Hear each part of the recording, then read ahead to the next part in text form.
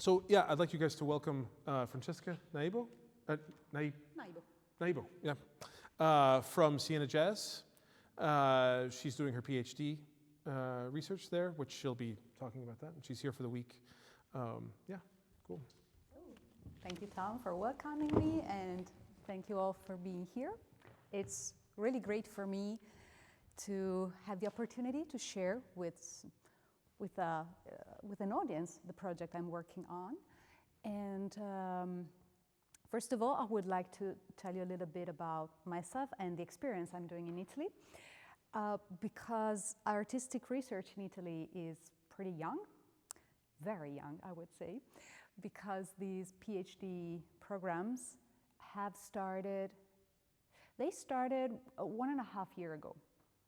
So it's really fresh. I'm part of the first group of people in Italy who decided to embark in this adventure, and we have PhD programs about music, arts, theater, like the whole spectrum of artistic activities.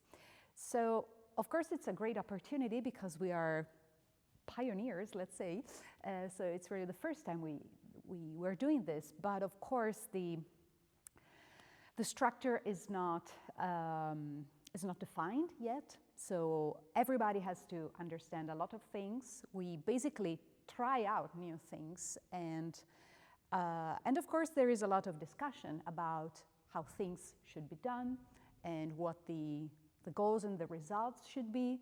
So we're in the middle of this big process. It's not easy, of course, but I think it's a great opportunity. We have somehow a lot of freedom in building our own experience with artistic research, but at the same time, we need to understand how the thing is going to be institutionalized, let's say. I don't know if this word exists, but okay, cool. Amazing. So I'm part of this small group of researchers in Siena, which is a small city in Tuscany. And later we're going to talk about an event we're going to host in a few months. So if you will be willing to come and to visit, it would be great. It's a special university for jazz music, but the cool thing is that it's not straight about jazz music. They're very open-minded. So that's why me, as a musician with a classical background, I was welcomed for taking this PhD there. And the PhD program in Siena has a special, it had a special requirement for improvisation. So all the projects that have been accepted are about improvisation. And it's great to see how different projects are conducted by me and my PhD colleagues. It's just the 5 of us, so it's a very small group, but it's great because we get a lot of time together to discuss things and to learn together, basically, although the projects are individual. And as you can see, the title of my project is Am I Right? Exploring Guitar Handedness Through Improvisation. I don't know if there is any guitar player among you guys. No? Okay. So I won't go maybe too much into details, but of course I have to because it's a PhD program. And another thing I want to say is that right now I'm at the very middle of the experience. So still I have 1.5 years to work on this project, but I'm really glad to have the opportunity to share with you what I've found out so far, what I've worked on and explored. So let's go. I'm a guitar player, as I have already mentioned. I come from classical guitar, and although I'm a millennial, I'm lucky enough to have a lot of documentation about my past and my childhood. And as you can see, my experience with the guitar started when I was pretty young, not too young, around, I would say, 9 years old or so. And I've started like this, as a lefty guitar player, because that's how I instinctively took the instrument, and then my teacher agreed on continuing like that because he had had bad experiences with left-handers learning right-handed. So basically I was something like an experiment for him, but I'm glad he did. So as you can see, I started with the classical guitar, but I've always had a lot of passion for modern music, and so that's how I've always been very excited about even grabbing an electric guitar, but I didn't have access to any left-handed electric guitar. So I've always, as a lefty, I've always been very open-minded and ready to adapt myself and the skills I had or didn't have. In relation to the tools I was given, if anybody of you is left-handed, they know for sure what I'm talking about. So my motivation for this project came from this very special characteristic I have. So I've always played the guitar like this. But throughout my experience with music and with the guitar, I wondered, yeah, but you know what? I'm like this, but what happened if? And what would change? And, you know, this kind of questions. And I found it pretty funny to think about that when I'm practicing, anytime I have practiced in my life, I would have a mirror in front of myself. And the person in the mirror doesn't look like a left-handed guitar player. I've always seen a right-handed person in front of me. And so thinking about the PhD program, I thought, yeah, that would be interesting to give that person a voice, a sound, of course, but from my own perspective. So this is how I arrived to designing the project. And recently, I was very much inspired by Marina Abramovic. I read her autobiography, which is great if you haven't read it. It's very highly recommended. This is taken from the very first chapters where she describes her experience as a student, an art student. So one of her teachers told her, if you get so good at drawing with your right hand that you can even make a beautiful sketch with your eyes closed, you should immediately change to your left hand to avoid repeating yourself. That really struck me because I felt, wow, this is somehow talking to me. And so thinking about this and looking back at this teenager playing the guitar, I thought, yeah, I could maybe try to do something new in my experience. This is classical repertoire, of course.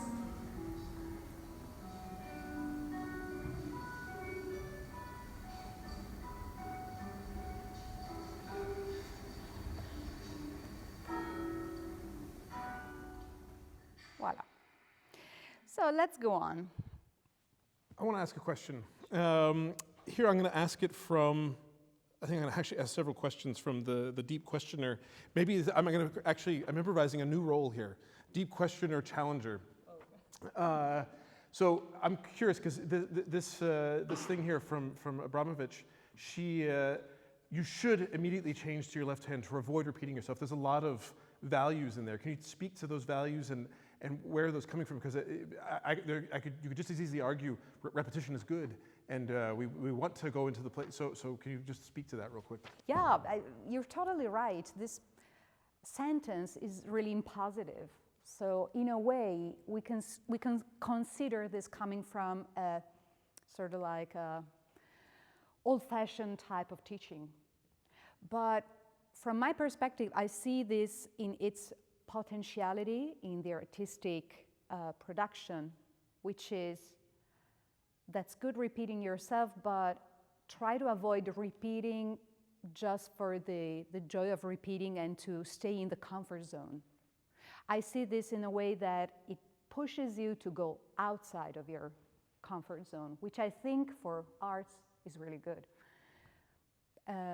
But of course, you have to to understand what the goals are.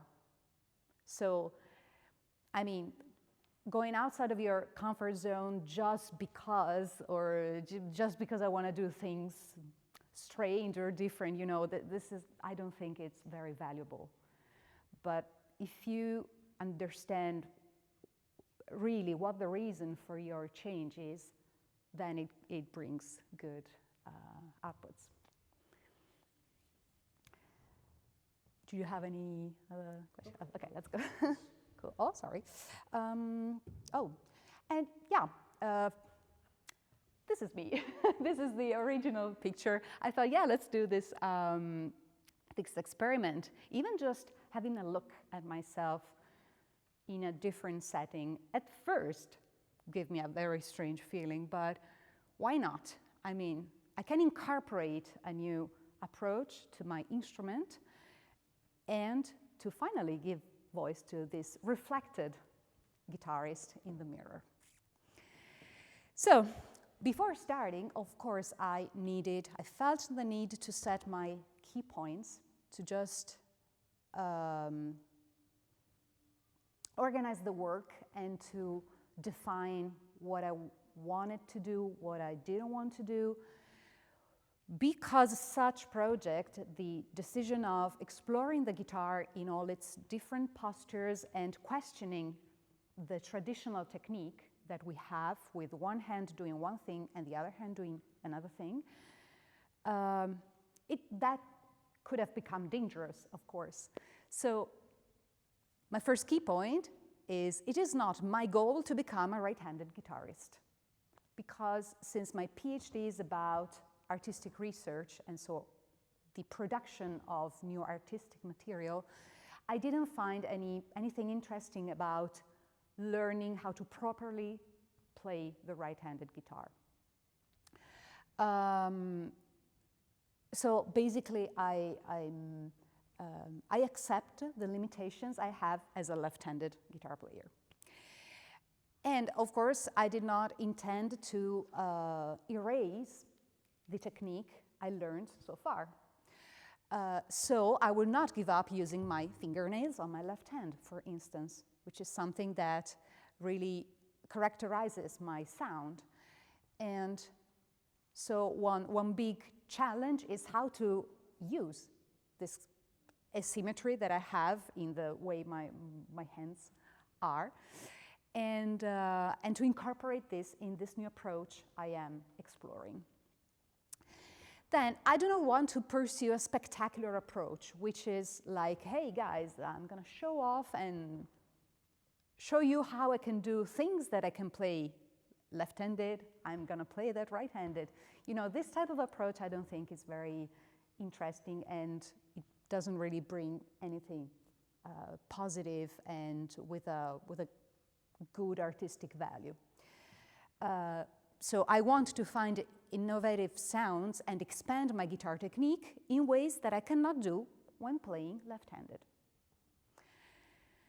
And so the goal is to move between contemporary music and especially free improvisation, the so-called non-idiomatic improvisation, and to take advantage of these imbalances of control that, when you self-sabotage yourself, of course, come, and overcoming a traditional hierarchy such as that of the strong hand and weak hand. Because in the guitar, we have this asymmetrical technical setting where one hand does something and the other hand does something different, and the coordination of these two movements produce sound. Whereas, for instance, drummers or piano players have a completely different situation because each hand produces a sound by itself. So, starting with this project has been pretty tough because basically I could not find anyone who had already done something similar, nor I could find any specific literature about that. So of course, I wonder what should I do? Should I start immediately from the practice? Should I start with reading stuff? I have to admit that at first I was very much fascinated about the connection between music, this topic of mine, and neuroscience. That was really fascinating, and I spent quite some time trying to understand if I could connect these two fields, but eventually I decided to give up with this idea because that was just too much, too wide. I couldn't really feel that I could control what I was specifically investigating. So then I came back to the instrument, and I thought, you know what, I'm a classical guitar player. I should have a look at 19th century methods for classical guitar and to see what these renowned composers and guitar players have written about the posture. Because in that period, in the 19th century, classical guitar really had a golden age, we could say, because the technique really improved so much. There was a lot of attention for this instrument. It was played very often not in big halls, of course, because of the tiny sound that the guitar has, but in the living rooms of the important people of the society. So I thought this material can really give me a lot of good informations about that. So the ones that where I found interesting material are the methods by Carulli, Carcassi, Aguado, Sor, and Legnani. They're mostly Italian people and Spanish people, and they also include very, very fascinating and interesting drawings about how to have the guitar on your body and which relationship intercurve between the parts of your body and the instrument. So what I found mostly interesting is what Dionisio Aguado wrote in his Nuevo Metodo para Guitarra. This is a translation I wrote. So the guitar is suited to improvisation. This really struck me because as a classical guitar player, I have always thought of the classical guitar, as something related to repertoire, to something that has a score. But actually, he thought that it's a very good instrument for this type of musical practice. And perfection consists in the fact that both hands work completely independently of each other. So he put on paper what we think about the guitar, that the two hands, if we want to pursue perfection in the guitar technique, then we have to have the two independent hands. Then big jump. Nowadays, various type of left-handedness. Of course, in the classical methods, I couldn't find any information about left-handers because apparently there were not, I guess. I don't know. It could be a very big research about left-handers in the past. But fortunately, nowadays we have a lot of documentation about that. And as you can see, here is no classical guitar. The guitar is a very popular instrument nowadays. Like the 20th century really helped this instrument to become accessible, popular, and easy to find. Yes, please.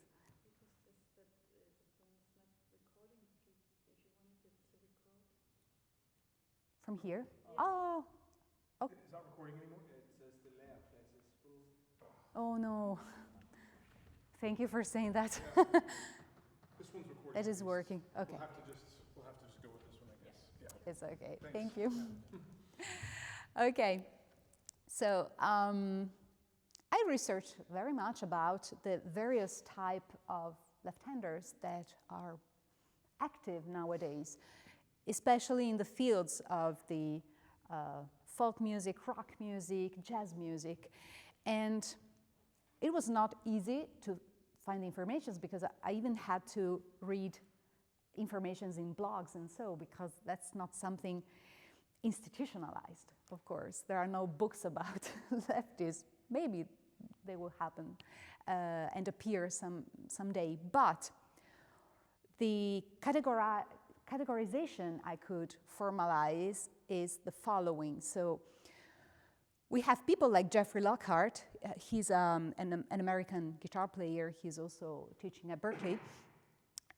He's what some researchers call idodextrose approach, which is a left-handed guitar player who plays a right-handed guitar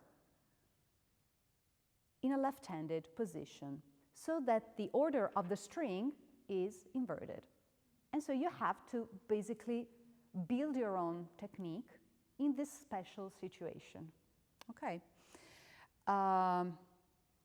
There are many examples of this type of approach. Whereas other guitar players, such as Mark Ribot, he's a left-handed person, but he plays right-handed. Again, a lot of people who have this approach, and they are great musicians. I mean, this is not something that blocked their technique, but it's good to keep in mind. And then people like Courtney Barnett or myself and many other people who are the so-called legit guitarists, so left-handed people who play left-handed instrument in a left-handed position. Okay. I have a question. This is maybe disciplinary collaborator, I would say, because playing a stringed instrument that has a handedness built into it. Have you done any research in when you were looking at the neuroscience or just in the history of this stuff of people who, or if there's any reason why we think of these instruments as this is the way to play it right-handed?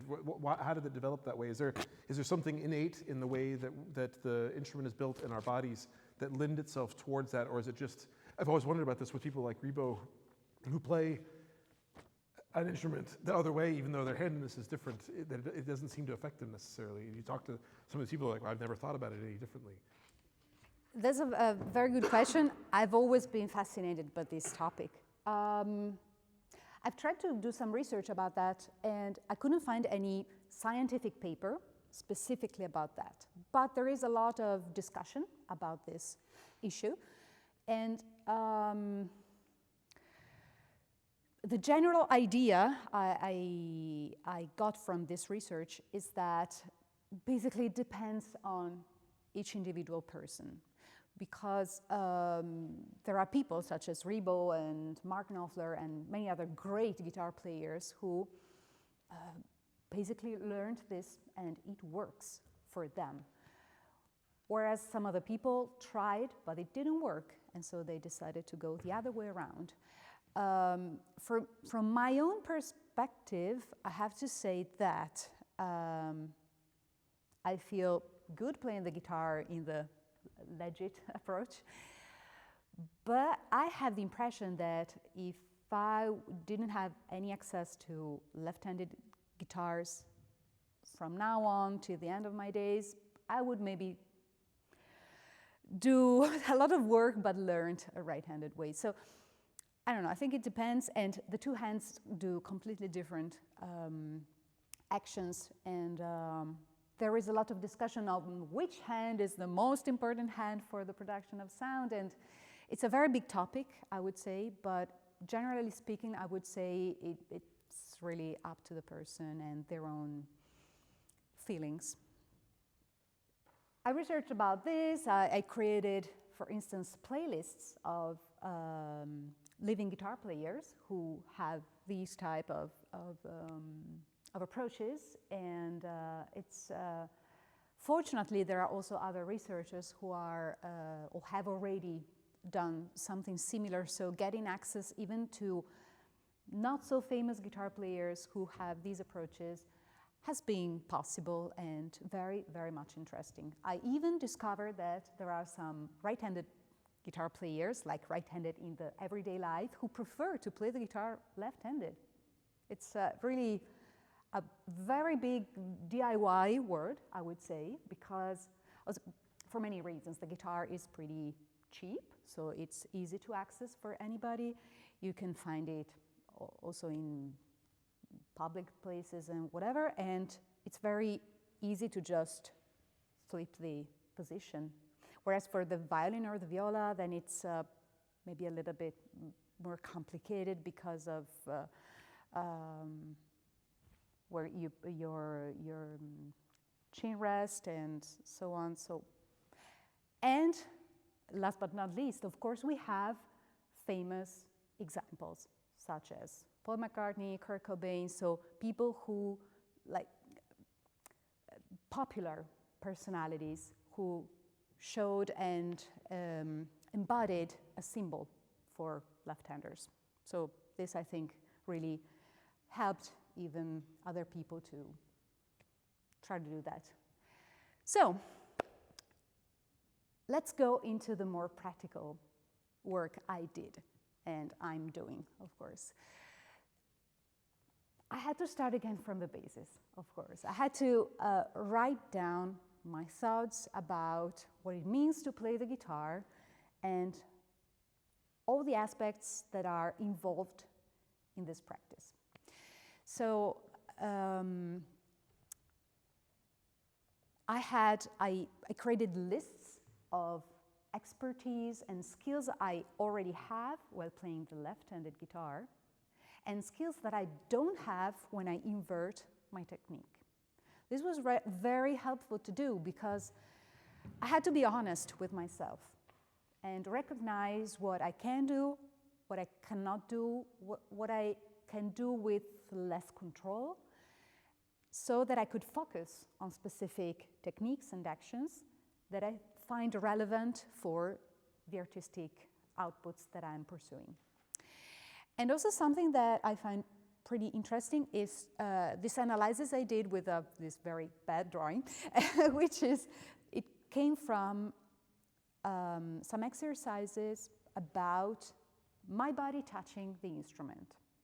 So I notated which parts of my body are in direct contact with the instrument when I play left-handed and when I play right-handed. Because at first, inverting the technique was really complicated because it felt so unnatural to have the instrument touching different parts of my body. So it took quite some time to get a better feeling with that, let's say. So, and for instance, here is I wrote down what the lists I mentioned. For instance, the list of hands, fingers, non-expertise report for the right hand. It can't always pluck the right string. I have difficulties with arpeggios, trichords or tetrachords. My right hand thumb is not educated because when I play left-handed, the thumb is behind the neck. When I play right-handed, the thumb has a very important role. So I realized it's not educated. It needs to be trained. The thumb has just a little weight when plucking. I feel slow when playing. And I felt that I was missing the nails for the quality of sounds and volume. So this might sound and appear a little simple, but actually it was very helpful for the beginning. And it's also great to read again after many, many months of working, because this is something objective that I notated, but it also had a lot of emotional implications, of course.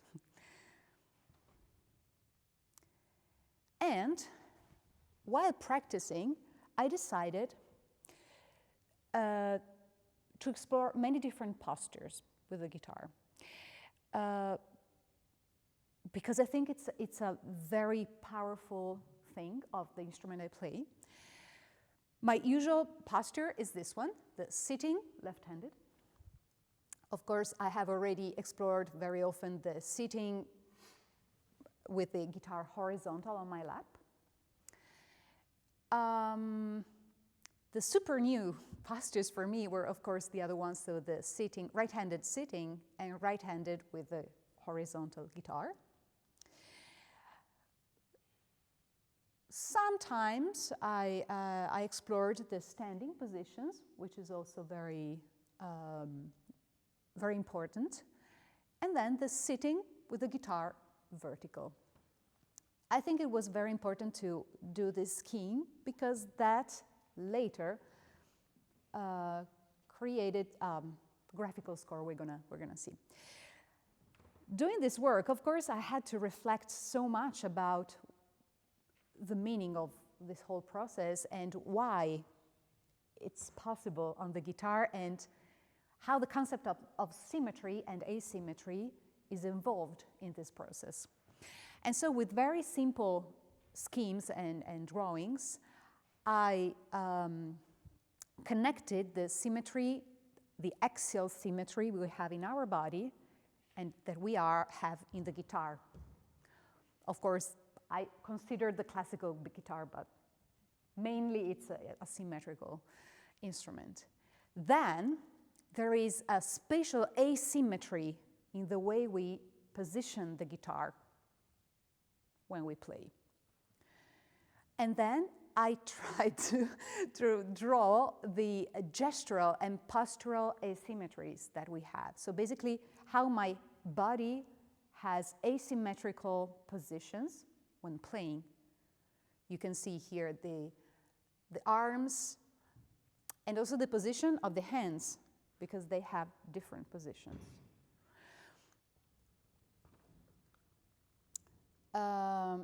Yeah, this is the reflection I wrote after this analysis. So I think it's important to report to you that I therefore believe that my research concerns the way in which these sets of information overlap when an experimental and improvisational approach is applied to the use of the guitar in order to make sound and performance result of each variant possible, useful, and valid. So it's important for me to explore how I can mix and overlap these different layers of symmetries and asymmetries. There is a lot of talk and theoretical stuff, but then I'm going to show you a lot of videos, actually. I'm going to try to be as fast as possible now, because, of course, doing research is not only about the practice, it's important to connect it with knowledge and ideas. And so I had to investigate more about the connection between bodies and instruments, because this topic has been researched very much, both in the artistic worlds, but also in philosophy. And I found this quote by Amy Brandon and David Westwood, which is very connected to my research. And it talks about how guitar movements are complex because, as you can read, using the language of motor control, the movements we make in performance can be described as bimanual, both hands active simultaneously, extremely fine, so with small changes, blah, blah, blah, blah, as well as uncoupled and asymmetric. So, I mean, this demonstrates that I was not the only one reflecting on this. Of course, there has been a lot of research and thoughts and analyses about that. Also, a very important concept is that of the affordances by Gibson. Saying that in very easy words is that any tool has many different affordances in the way we can use it for specific purposes, but it's important to discover what we can do with an object. And so a guitar is not only meant to be played in the traditional way. So if this tool can produce knowledge, we can expand the concepts of the affordances that it can give us. So yeah, I have question/comment from a disciplinary collaborator. perspective. So I'm thinking actually in terms of, there's two things. One, with the affordances and this kind of unit of the instrument and you, John Corbett, I don't know if you're familiar with him, he writer from Chicago, he wrote an essay where he talks about Milford Graves and Evan Parker, two free improvisers, and talking about, he uses Deleuze and this idea of assemblage, and talking about their instrumental practice, their musical practice, is about them actually dividing up into different pieces, different identities that are actually operating independently of each other, and that's actually what the thing is about. Together with that, just this thing like Bruno Latour and actor network theory, these kinds of ways of looking at breaking things up instead of looking at the artist as like some single unit that is actually that we're working together with the instrument. Do you have anything to say about that?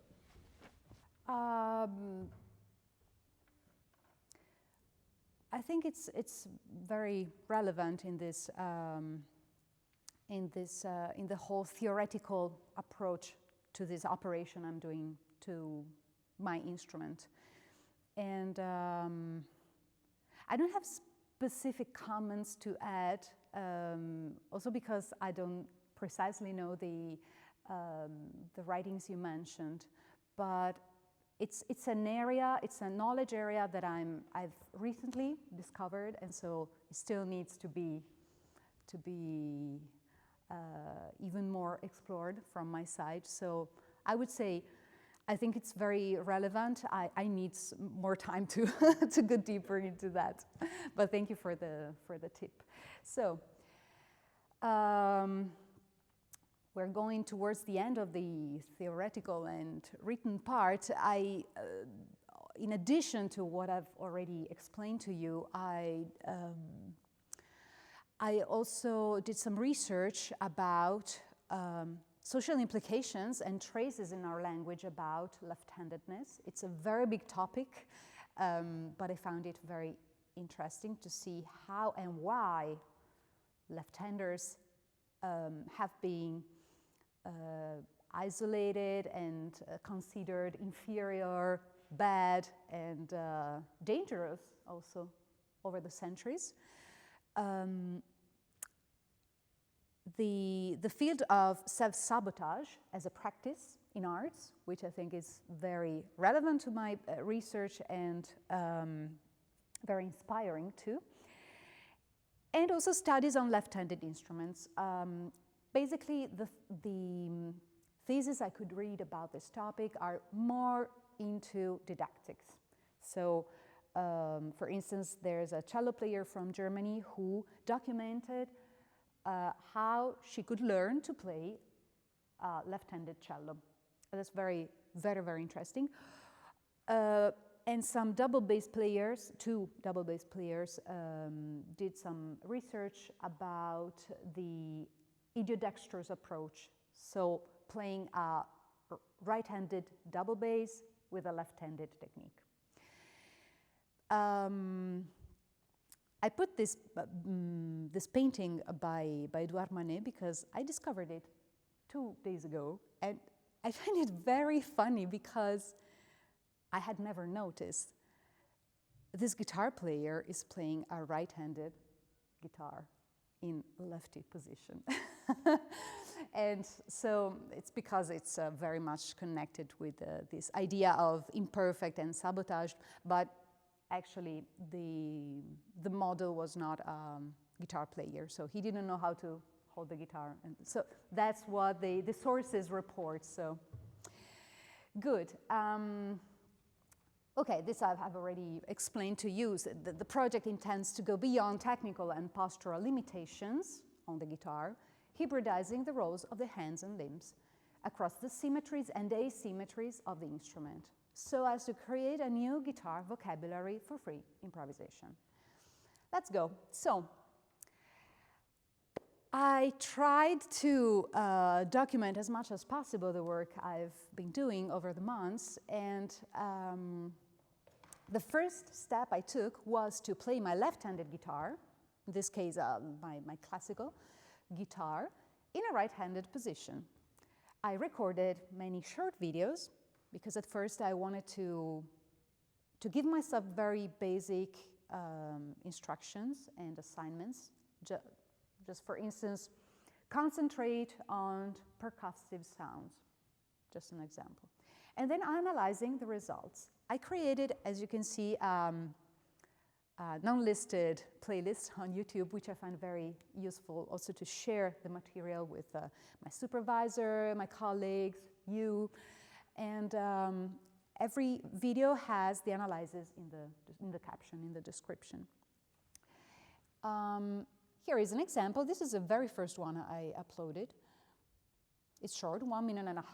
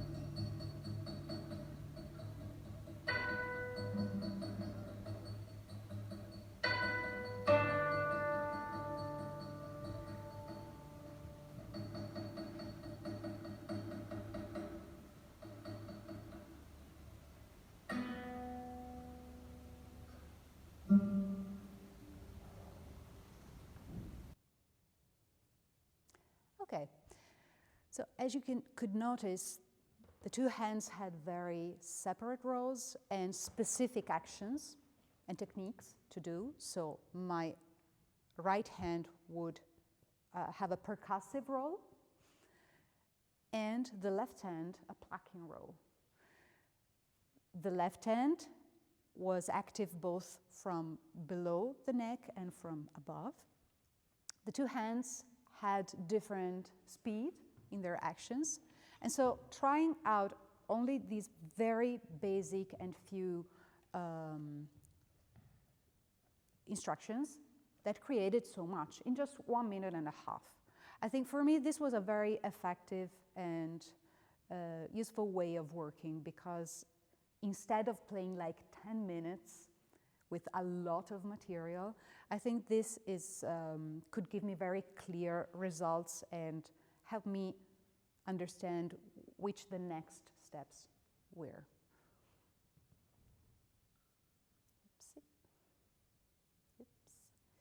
Okay, step 2. After practicing and trying out different positions, I decided to be even more creative. And so I created this graphic score. So basically the score of the piece is just this, this drawing, which is called circular asymmetry.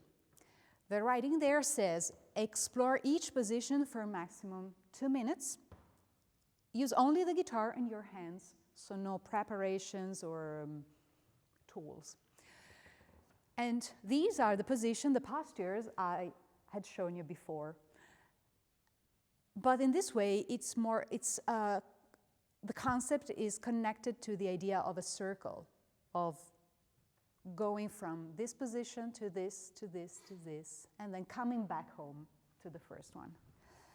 This way I could have a performance that lasted more or less 12 minutes, which is not too long. I tried for the first time in Siena in front of my colleagues, and I have to say it was very hard to do, because I had been exploring these postures for maybe 1-2 months. It was very fresh, and I still remember how hard it was. I was super nervous while trying to play in the postures I was not very comfortable with. And I was more concentrated on the movements, not really much on the sound. I mean, the sonic result was okay, but it was clear that I was much more concerned about managing the movements. Now, because of time-wise, we don't have the time to look at everything, but we can maybe see just the beginning and the first change from one position to the second, which was not very well managed. You can see I'm from vertical, and then I move the guitar to the second position. You see I move it, and it goes down.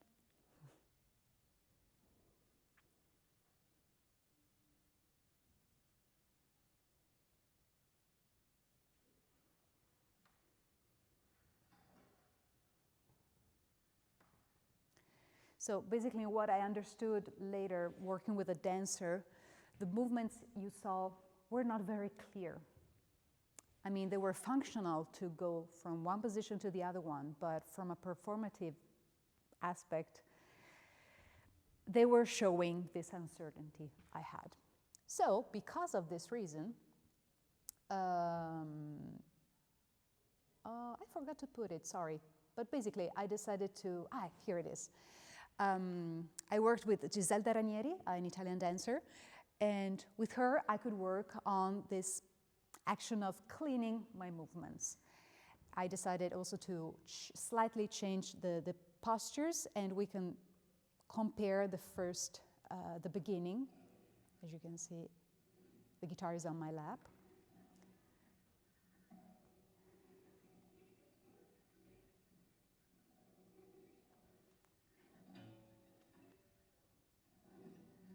The impression is that of me having control of my body and the movements in connection to the instrument.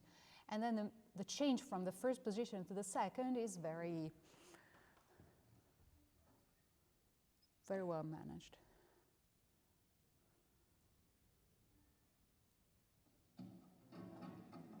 So it's a performative affirmation. Now I'm moving to the second position, and blah, blah, blah, blah. Okay, so I had the opportunity to play a solo concert, a free improvisation concert in June, so very close to the first performance I did with my colleagues. And so I thought, wow, am I going to propose the circular asymmetry or just a free improvisation concert? I decided to go with the second option, giving myself the opportunity to change the posture of the instrument if I felt the need. So that changed very much my attitude on stage, and also, you know, the way I prepared for that concert, of course.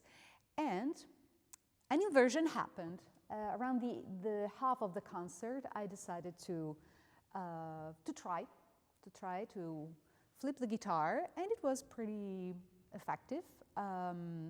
Unfortunately, the video is not very good, so we should maybe skip to the next one. After working with the dancer in the relationship between movement and sound, I then decided to work with a musician who has been active in this field, but from a musician perspective. His name is Harald Kimmig. He's a violin player, and he had me explore this relationship between sound and movement from a sound perspective. He helped me very much concentrating on breathing, on understanding where the movement comes from. And so the attention was not anymore on showing rather than on connecting the intention of the two different actions. So the sound production and the movement production. This is one of the videos we took, and the assignment was start from this position and go to the opposite one.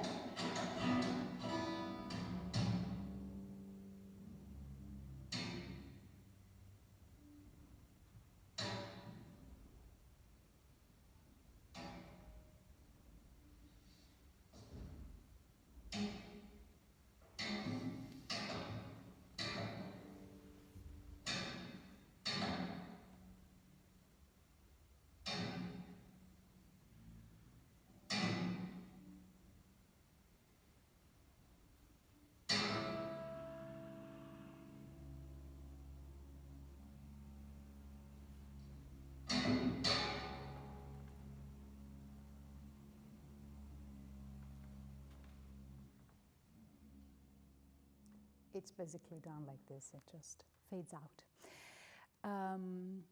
Yeah, the difference between this approach and the one I explored with the dancer gave very different results, in my opinion. Here, yeah, all the movements had this very big connection between the action I have to do to move the guitar from here to here, but there was a very organic way of the organization of sound in connection to this movement I had to do. Then, after working for a lot of time of what you've seen so far, I then thought, hey, that's time now to change instrument and to grab a right-handed guitar and to try to explore this inverted guitar or ideodextrous guitar approach. And in doing so, I decided to study Elizabeth Cotton's technique. Elizabeth Cotton was a US folk guitar player. She was a self-taught guitarist who only had access because she didn't come from a rich family. He only could access a right-handed guitar. She was left-handed, and she thought, I'm going to play like this. And her technique is very peculiar because she only used her thumb and index fingers of the plucking hand. This was a very big limitation, of course, but somehow she managed to make it very clear and logic. So the thumb plays the three high strings. So instead of playing the accompaniment, it plays the melody. And the index plays the bass note, so the accompaniment. Studying her technique meant for me learning a piece by her, but also try to practice this technique and build my own personal daily practice. And this is a video I took of the exercises I did daily, on a daily basis. Very simple. Playing open strings.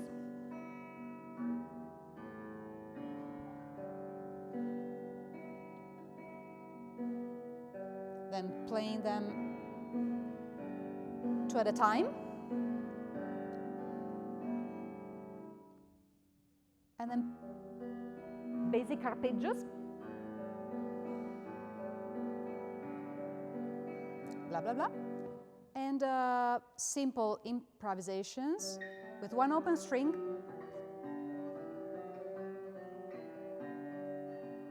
And a melody on the other string.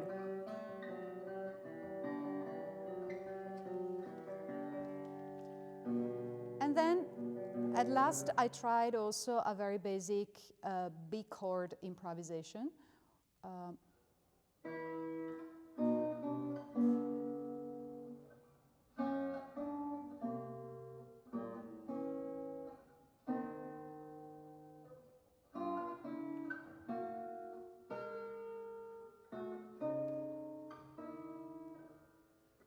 This might look simple, but actually it really changes the whole conception of the instrument. At first, it was really disorienting. And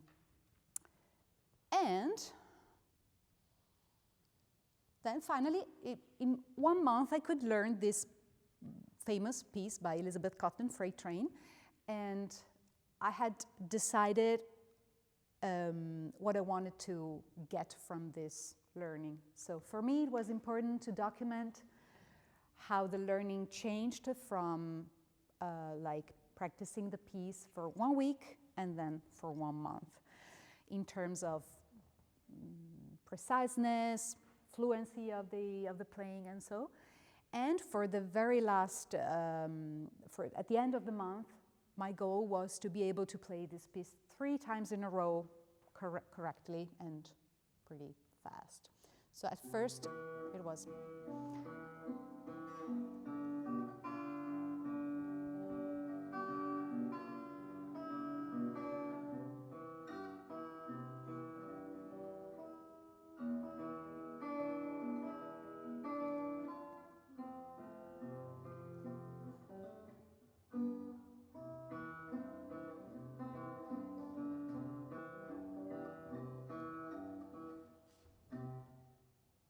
And now after 1 month.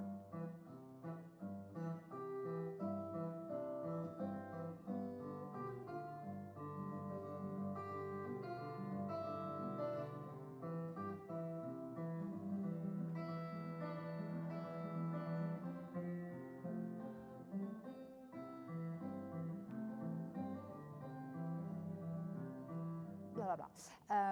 I find it interesting to notice how I would never look at my hand at the fretboard. Whereas when I play the left-handed guitar, I usually look at the fretboard very often. This is something peculiar from this change of perspective. Then I thought, okay, this works perfectly fine on, for folk repertoire and so, but is it possible to apply that to the classical repertoire?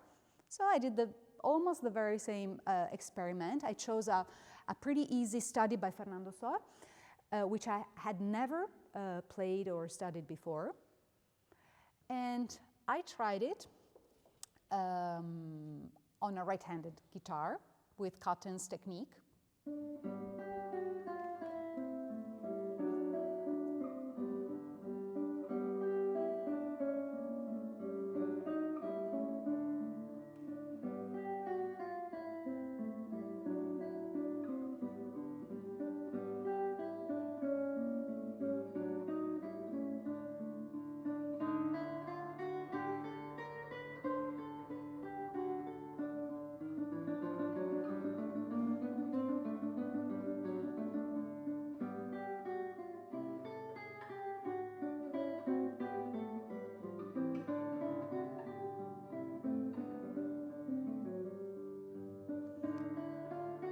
Okay, this was after 1 week of practice, and then I took my left-handed guitar, and it took me 10 minutes to learn it.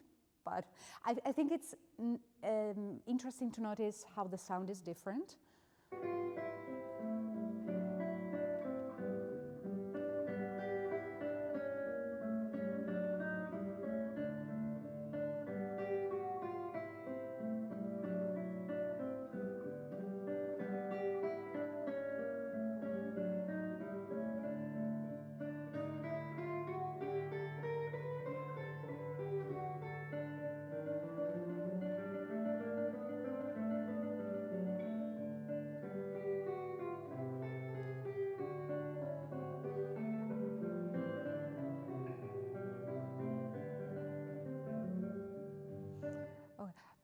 My opinion is that they are both valuable in different ways.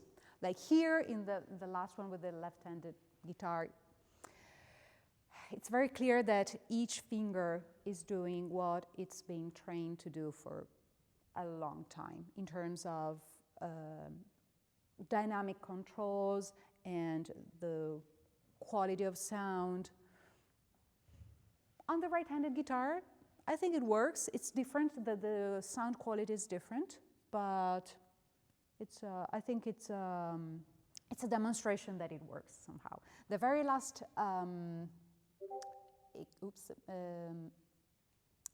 experiment I did was to try this technique on more difficult pieces with more difficult arpeggios on a piece that I had already studied, which is a study by Villa-Lobos.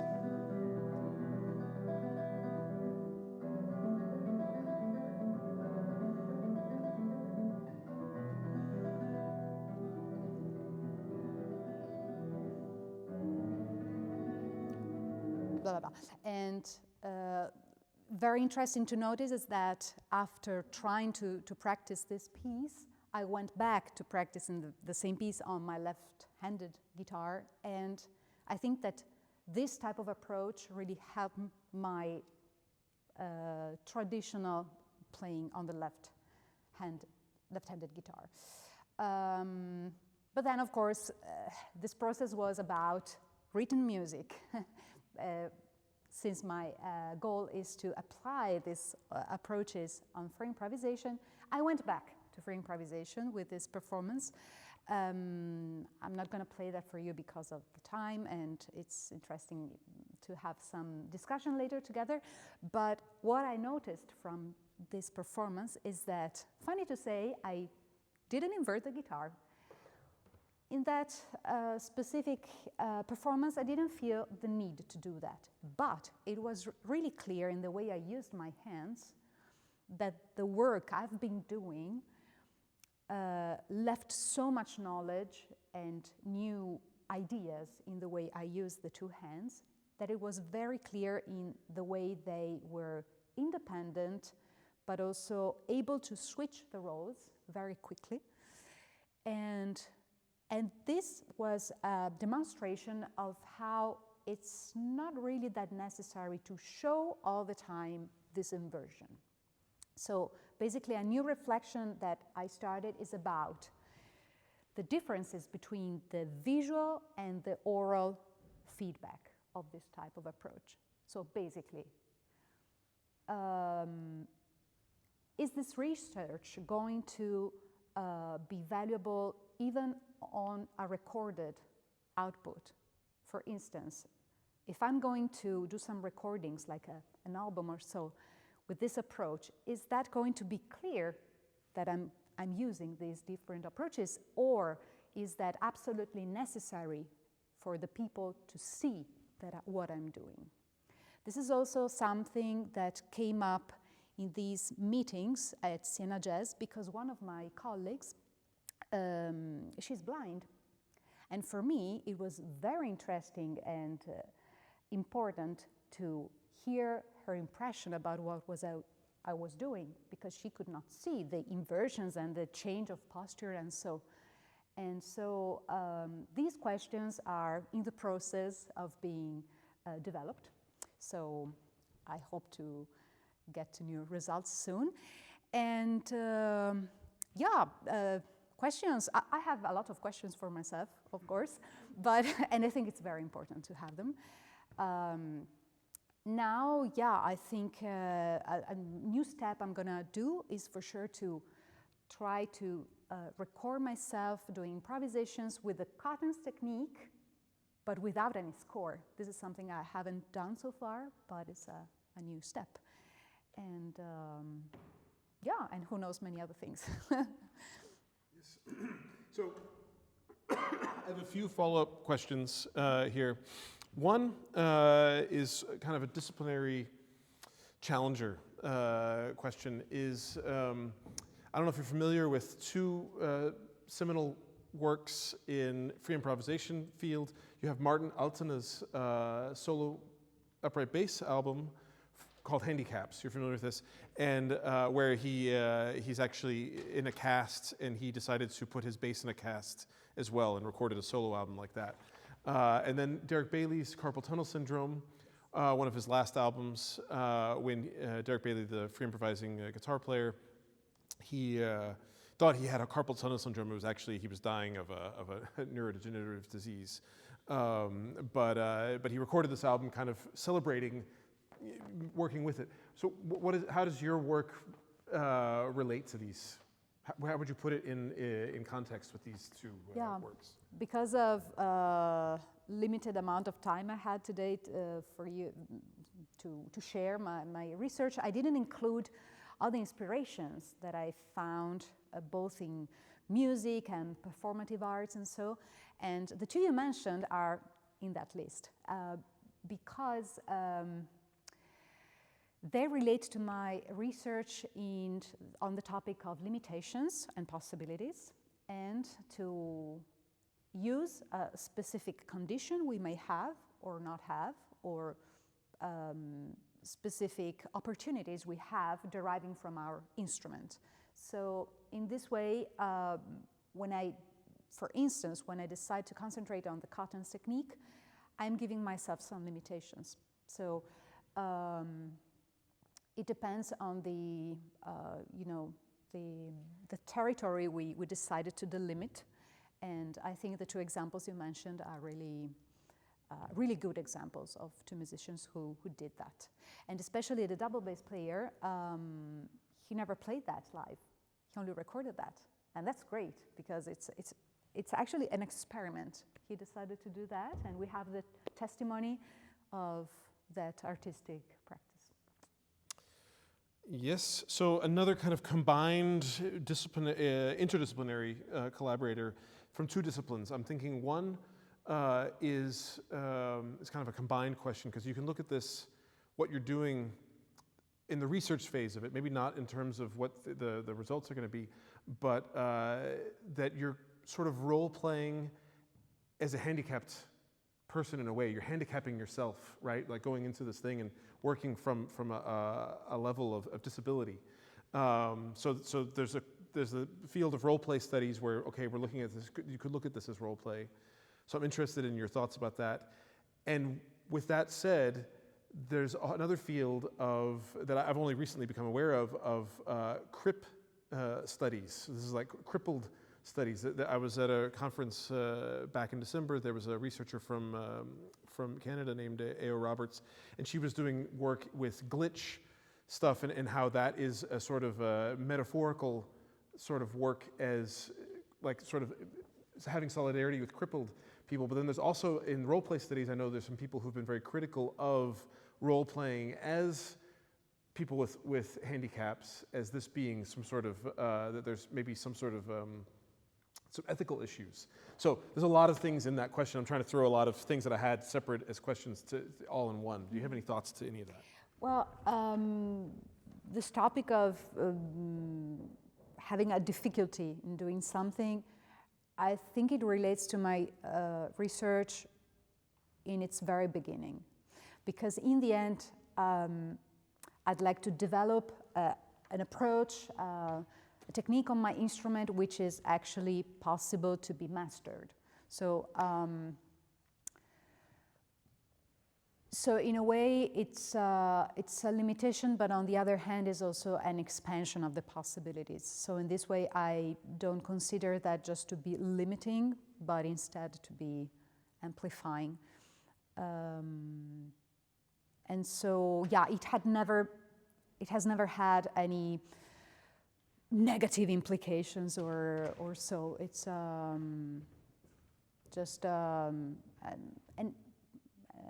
an additional way to use the instrument. And something I've not mentioned is that another next step I'm going to do is to try this approach, not anymore in a solo situation, but in a duo situation, because I have a guitar duo, and so we're going to try to expand the approach. So this guitar player is right-handed, so we're going to try and explore if this is possible to do also for right-handed people. But my thesis is that it's possible, and I'm so curious to see the results and to hear how it might sound, how different the duo improvisation can sound. Cool. Great. Thank you. Yes. Thank you so much for your attention. So I'm just going to end the recording thing now, but now it's opened up for questions.